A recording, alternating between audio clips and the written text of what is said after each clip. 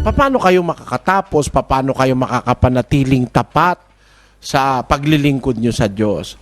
Para tayo makatapos, makapanatiling tapat, may hinihingi po ang kasulatan. Babasahin natin sa ikalawang Timoteo 4:6 hanggang 8. Sapagkat ako'y iniaalay na, at ang panahon ng aking pagpanaw ay dumating na. Nakipagbaka ako ng mabuting pakikipagbaka. Natapos ko na ang aking takbo. Iningatan ko ang pananampalataya. So ang pinakamahalaga po kapatid para matapos mo, maingatan mo pananampalataya. To keep your faith.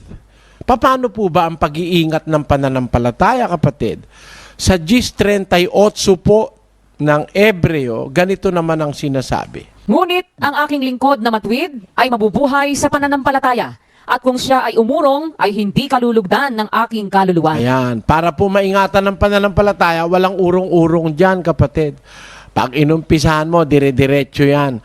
Iingatan mo yung pananampalataya mo, at para maingatan yung pananampalataya, ito naman po ang kailangan para makadire-diretso ka. Nasa Kolosas po yan, 1:23.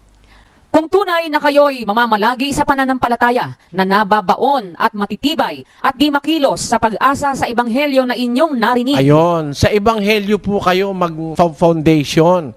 Kung tunay na kayo ang wikay mamamalagi sa pananampalataya, if you are really going to continue in faith, nababaon, matitibay, di makilo sa pag-asa sa kay Brother Eli. Hindi po. Ang tao namamatay, nawawala. Maaari pong bukas makalawa, sa ilang panahon, mawala ako. Baka mamaya pag nawala ako, titigil na kayo. Hindi po ganun. Ang kailangan, mamamalagi sa pananampalataya, nababaon, matibay, di makilos sa pag-asa sa ebanghelyo na inyong narinig. Kaya yung pong ebanghelyo na inyong napakinggan, tandaan nyo po yon. Mawawala po kami, pero yon mananatili. Ang salita ng Diyos, mananatili hanggang sa mawala ang langit at ang lupa. Ang sabi ni Kristo, ang langit at ang lupa'y lilipas, ang salita ko ay hindi lilipas. Yun po ang panghawakan nyo. Yun ang pinakamagandang paraan ng pagtatapat. Manghawak po kayo sa ebanghelyo, sa salita ng Diyos. Yun ang lagi nyong titignan. Halimbawa, may nagkamali sa inyo, may nagkasala sa inyo, hindi naman po yun ang pinasukan nyo. Ang pinasukan nyo yung aral.